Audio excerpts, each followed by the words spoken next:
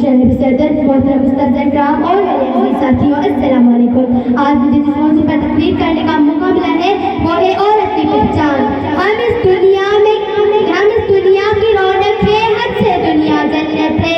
ہم مائیں ہیں, ہم بہنیں ہیں, ہم بیٹیاں, ہم عزت ہے. کھیتوں سے کھلیان ہوتا ہے, چولہوں سے میرا مشین ہوتا ہے. ہر قدم کے نیچے عزت ہے. ہم اس دنیا کی رونق ہے, حد سے دنیا جنت ہے.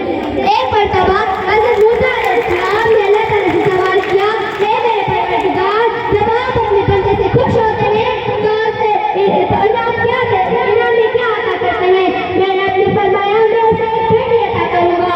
تو پھر موسیٰ نے سوال کیا, اگر آپ اپنے بندے سے اور زیادہ خوش ہوتے ہیں تو اسے انعام میں کیا عطا کرتے ہیں؟ میں نے اپنے فرمایا میں اسے ایک اور بیٹی عطا کروں گا, اور ان بیٹیوں کی اچھی پرورش کرنے پر اس شخص کو جنت کی بہشت دی جائے گی.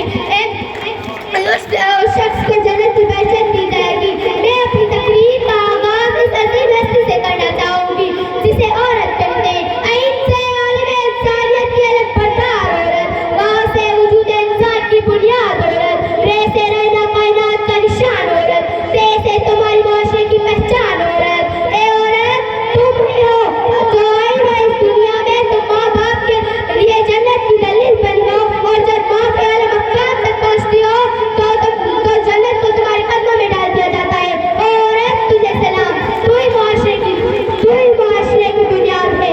اے عورت, تجھے سلام, تم ہی ہو جو مرد کی بہترین تربیت سے مرد کو معاشرے میں جینے کا سلیقہ سکھاتے ہو, اس کا مقام, اس کی پہچان دکھاتی ہے, اور ضرورت پڑنے پر اس کا دایاں بازو بن کر اس کے لیے شانہ بشانہ کھڑی ہو جاتی ہو. اے عورت, تجھے سلام, اے عورت, تجھے سلام, تو ہی معاشرے کی بنیاد ہے. اے عورت, تجھے سلام. آج سے 1400 سال پہلے معاصر انسانیات نے ہمیں سر اٹھا کر جینے کا سلیقہ سکھایا, حق دیا ہے. تم خدیجہ جیسی تاجر ہوئی, صفیہ جو میدان جنگ میں دشمنوں کے کھانے اکھاڑے. اے عورت, تجھے سلام, تو ہی معاشرے کی بنیاد ہے. تم